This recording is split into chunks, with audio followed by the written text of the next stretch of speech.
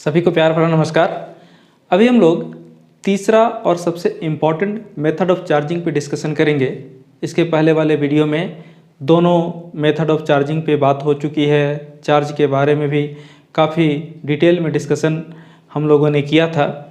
अभी तीसरा method of charging other two method से काफ़ी डिफरेंट है। काफ़ी डिफरेंट बोलने का मतलब क्या, पहले वाले में आपने फ्रिक्शन या दो बॉडी को एक दूसरे के कांटेक्ट में लाकर रब किया था। रब करने के बाद से दोनों बॉडी पे चार्ज ऑब्टेन हुए थे। दूसरे वाले मेथड में दोनों बॉडी को कांटेक्ट में लाया गया था, एक बॉडी चार्ज दूसरा न्यूट्रल, और तब चार्जिंग हुई थी। तीसरा मेथड इम्पॉर्टेंट इसलिए है क्योंकि इसमें न तो हमको कांटेक्ट में प्लेस करने की ज़रूरत है और ना ही रब करने की ज़रूरत है। ये इस हिसाब से चार्जिंग का अनोखा मेथड है, इंड्यूस्ड करके बॉडी को चार्ज करना। आप अगर इंडक्शन का एक दूसरा सिनोनिम्स डिक्शनरी में देखेंगे तो होता है जेलेसी, जलन। हिंदी में ज़्यादा बढ़िया टर्म है जलन। और एक बात आप जान लें कि जेलेसी के लिए कांटेक्ट में होना ज़रूरी नहीं है, हम किसी से भी जेलस हो सकते हैं। उसी तरह से यहाँ चार्जिंग में भी कोई बॉडी दूसरे बॉडी को दूर से ही चार्ज कर सकता है। थोड़ा सा मेथड को समझ लेते हैं, फिर अदर डिस्कशन करेंगे। एक्चुअली इंडक्शन से चार्जिंग जो है वो बेसिकली 5 स्टेप फेनोमेना है। एक तो स्टेप वन में हमने एक न्यूट्रल बॉडी ले लिया है। न्यूट्रल बॉडी बोलने का मतलब कभी भी आप ये ना समझें कि उस पर जीरो चार्ज। न्यूट्रल बॉडी बोलने का मतलब पहले भी डिस्कशन में आया था।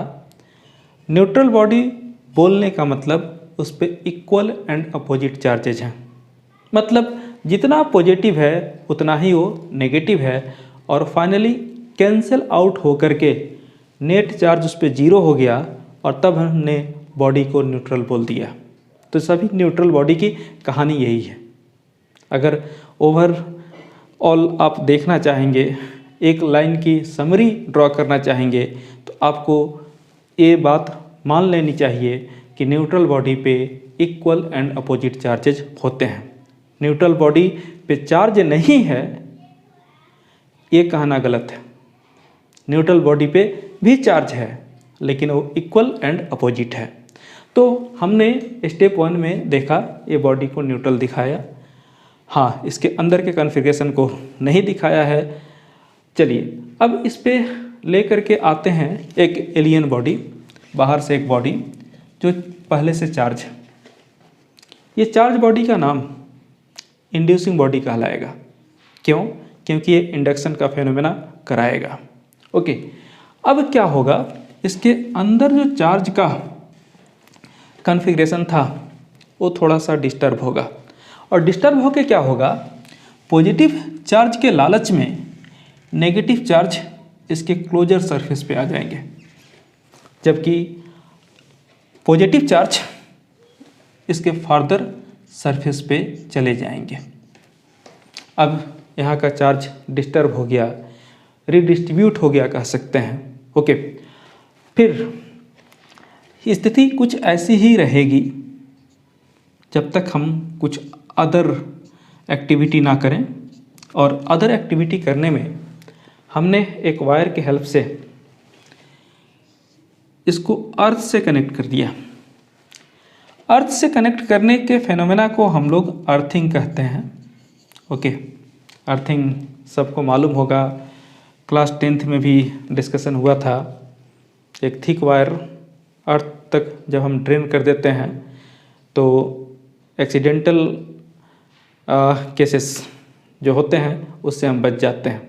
डिटेल में अर्थिंग पे आप 10th में पढ़ सकते हैं। यहाँ पर मैंने अर्थ से जोड़ लिया।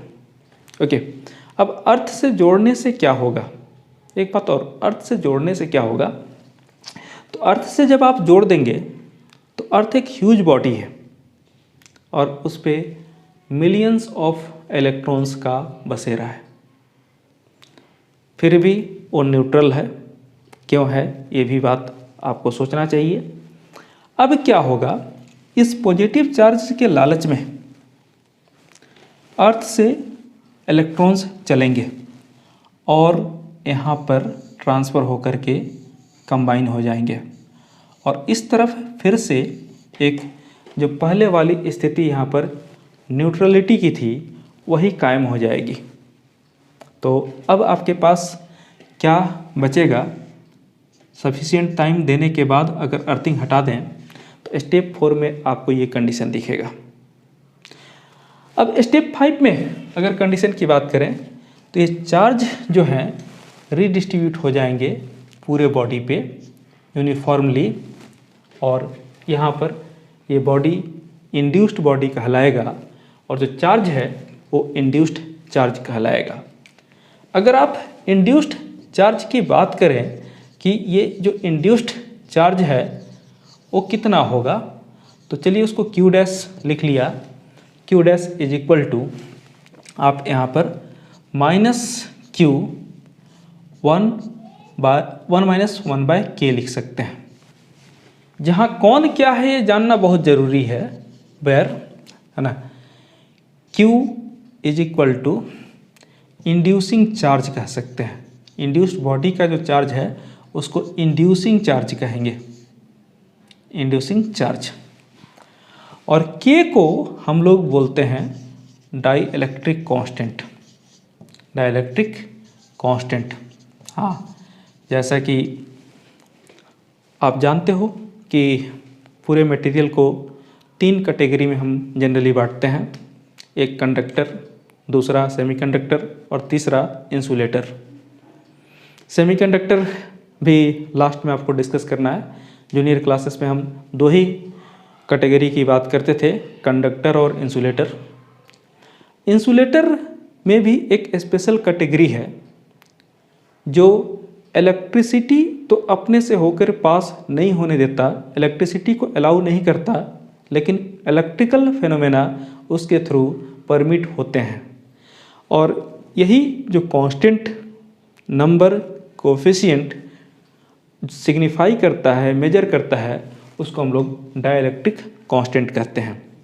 जैसे अगर आप माइका लेते हो तो माइका भी इंसुलेटर है और माइका का डाइलेक्ट्रिक कांस्टेंट 4 है। अगर वाटर की बात करें, हाँ, यहाँ पर वाटर में भी कैटेगरी बांटना पड़ेगा, मिनरल वाटर, प्योर वाटर। अच्छा, mineral water is not pure water. आप जो पीते हो है ना, वो मिनरल वाटर है। अब मैं कहूँ कि आप इम्प्योर वाटर पीते हो तो आप मुझसे नाराज़ हो जाओगे, लेकिन सच्चाई यही है।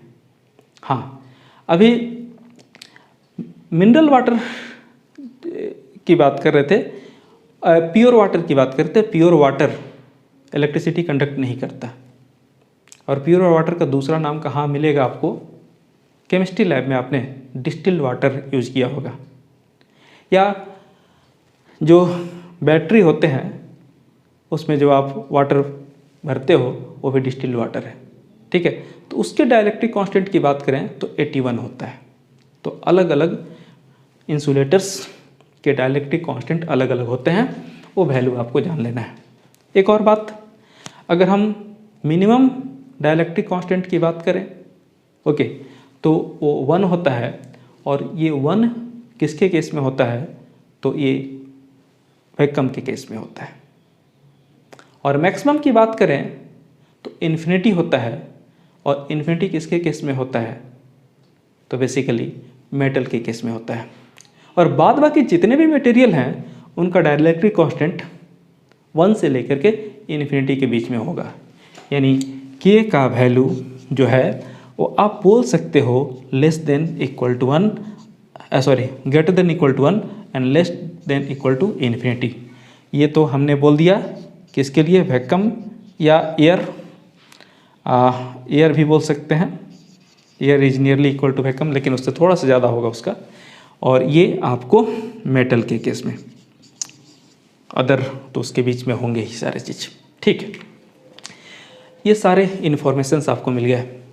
अब हम लोगों की बात शुरू हुई थी, चार्ज यहाँ पर देखा होगा आपने निगेटिव आया है। कब? जब हमने शुरू किया किससे? पॉजिटिव बॉडी से। अब एक क्वेश्चन ये भी होता है कि अगर इंड्यूसिंग बॉडी का चार्ज कैसा, इंड्यूसिंग बॉडी का चार्ज अगर नेगेटिव होता तो यहाँ पर चार्ज क्या होता? तो स्टेप वाइज आप फेनोमेना देख लीजिए। स्टेप वाइज जब फेनोमेना आप देख लेंगे तो देखने के बाद से आपको खुद भी क्लियर हो जाएगा कि होना क्या है।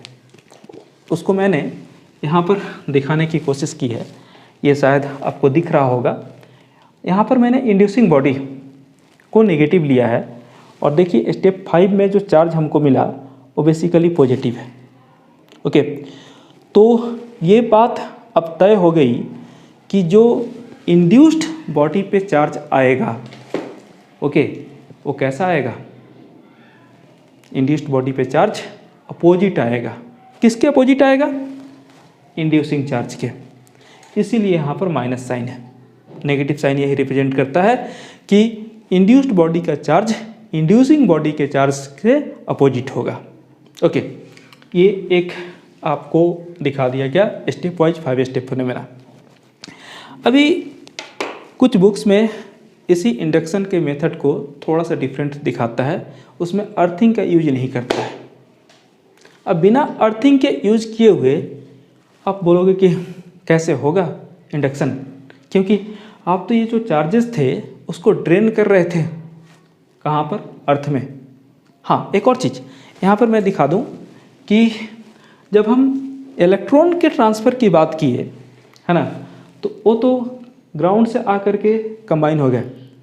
लेकिन यहाँ पर आपको इस स्टेप में दिखेगा कि जब बात आई थी ड्रेन होने की नेगेटिव चार्जेस की, तो नेगेटिव चार्जेस चले गए थे अर्थ तक अपने आप। क्यों? क्योंकि ये डिस्कशन पहले क्लियर हो चुका था कि जो ट्रांसफ़र होगा वो आसान है इलेक्ट्रॉन का, और इसीलिए इलेक्ट्रॉन ईजिली अर्थ को चला जाएगा। अब आप बोल सकते हो कि सर अर्थ चार्ज नहीं होगा क्या अगर इलेक्ट्रॉन चले गए तो, या इलेक्ट्रॉन अर्थ से आ गए तो अर्थ की चार्जिंग नहीं होगी क्या? बिल्कुल हो सकती है, होगी ही, लेकिन बहुत स्लाइट अमाउंट में। एंड आप जानते हो earth is a huge body, millions and billions of electrons अगर वहाँ से ट्रांसफ़र भी हो गए तो उसको कोई खास प्रभाव नहीं पड़ेगा। और अगर चार्जेज आए भी तो पूरी तरह से जैसे यूनिफॉर्मली डिस्ट्रीब्यूट हो जाए पूरे सरफेस पे, तो चार्ज काफ़ी जेंटल, काफ़ी माइल्ड होगा, जिसका इफ़ेक्ट आप एक्सपीरियंस नहीं कर पाओगे। ओके, अब आते हैं नेक्स्ट।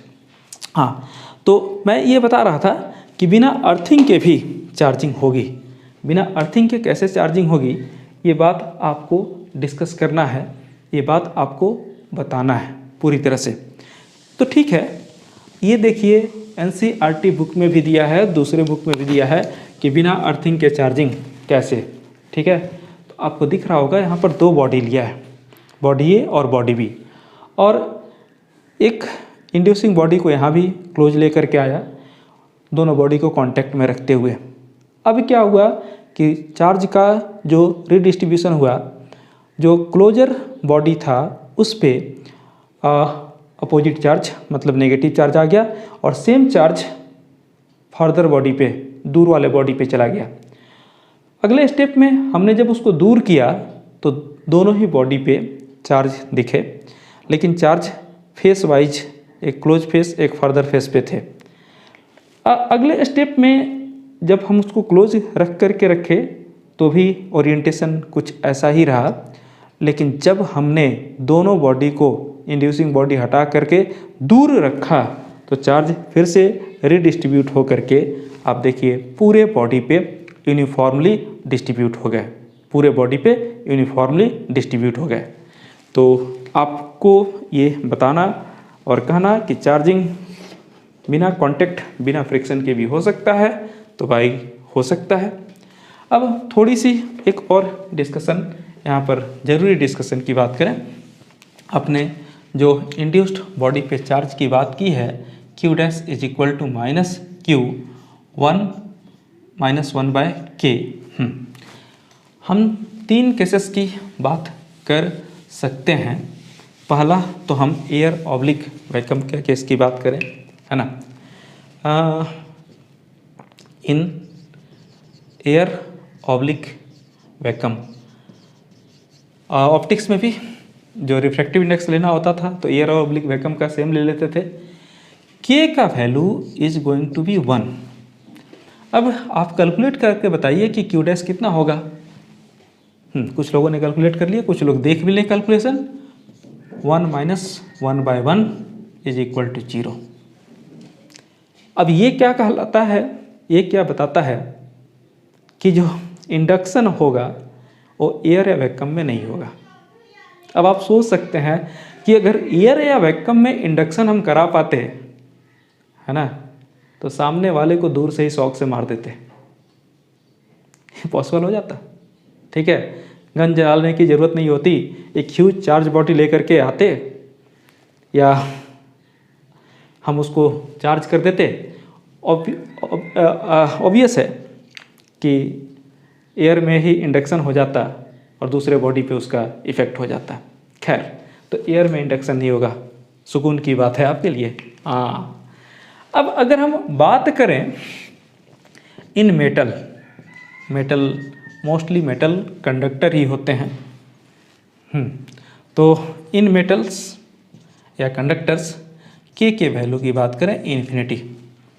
अब बात बताइए कि क्यू डैश कितना होगा। तो -q 1 - 1/∞ is equal to -q। Okay, तो आपको दिखा कि इंडक्शन से जो चार्ज का मैग्नीट्यूड आया, मैग्नीट्यूड पे ही बात कर लें, ये less than equal to q मतलब चार्ज ऑफ इंड्यूसिंग बॉडी, है ना, या ग्रेटर देन इक्वल टू कितना 0, इसी रेंज में रहेगा, इसी रेंज में रहेगा। ठीक है, तो this is all about charging by induction.